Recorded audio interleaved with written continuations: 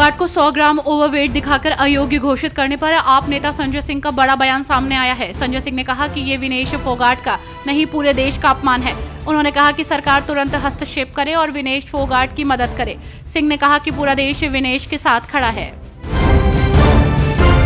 पंजाब के मुख्यमंत्री भगवंत सिंह मान ने कहा कि आर्टिफिशियल इंटेलिजेंस के लिए सरकार ने 45 करोड़ रुपए जारी कर दिए हैं। सीमा पार से ड्रोन की गतिविधियों के खात्मे के लिए 3000 सीसीटीवी कैमरे लगाए जाएंगे। मुख्यमंत्री ने कहा कि राज्य सरकार जल्द ही पंजाब पुलिस में 10,000 नए सिपाहियों की भर्ती करेगी।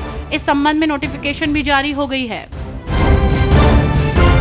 बांग्लादेश में मचे हड़कंप को लेकर यहां भी जमकर राजनीति हो रही है। इतना ही नहीं, इसे लेकर नेताओं की खूब प्रतिक्रिया सामने आ रही है। तो वहीं अब पूर्णिया सांसद पप्पू यादव ने बांग्लादेश संकट पर बोलते हुए पीएम मोदी पर निशाना साधा।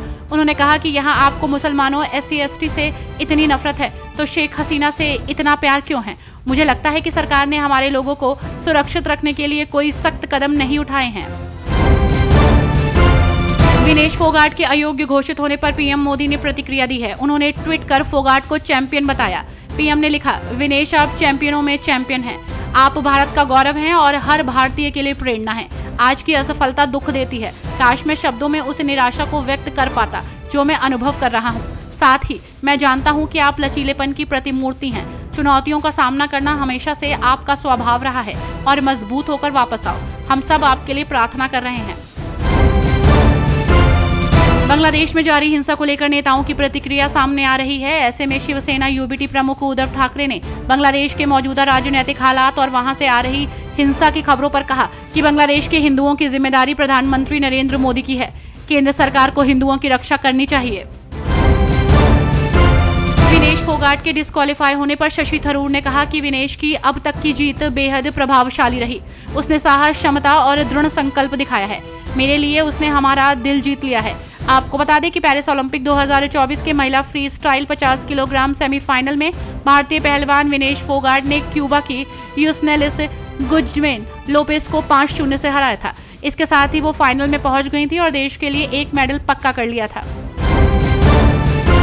राजस्थान सरकार की ओर से सभी सरकारी अधिकारी और कर्मचारियों के लिए जरूरी आदेश जारी किए गए हैं। इस आदेश के अनुसार अब किसी भी राजकीय काम में जूम मीटिंग ऐप का इस्तेमाल नहीं किया जा सकता।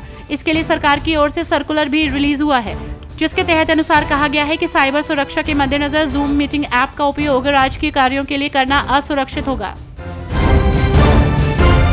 बारामती से सांसद और शरद पवार की बेटी सुप्रिया सूले ने केंद्रीय ग्राम विकास मंत्री शिवराज सिंह चौहान को पत्र लिखा है। इस पत्र में सुप्रिया सूले ने राज्य सरकार द्वारा चलाई जा रही मोदी आवास योजना के लिए फंड उपलब्ध कराने की मांग की है। आपको बता दें कि इस योजना के तहत OBC समाज को ग्रामीण एवं शहरी इलाकों में आवास मुहैया कराया जाता है।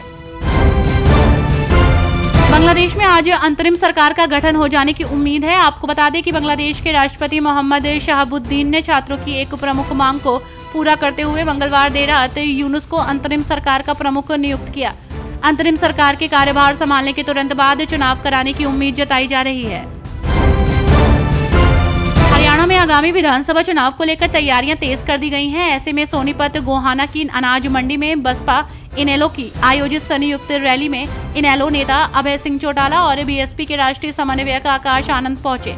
यहां पर कार्यकर्ता सम्मेलन में अभय ने कांग्रेस नेता और पूर्व CM हुड्डा पर हमला किया। इसके बाद वर्तमान भाजपा की सरकार के 10 साल के कामों को लेकर भी सवाल पूछे हैं।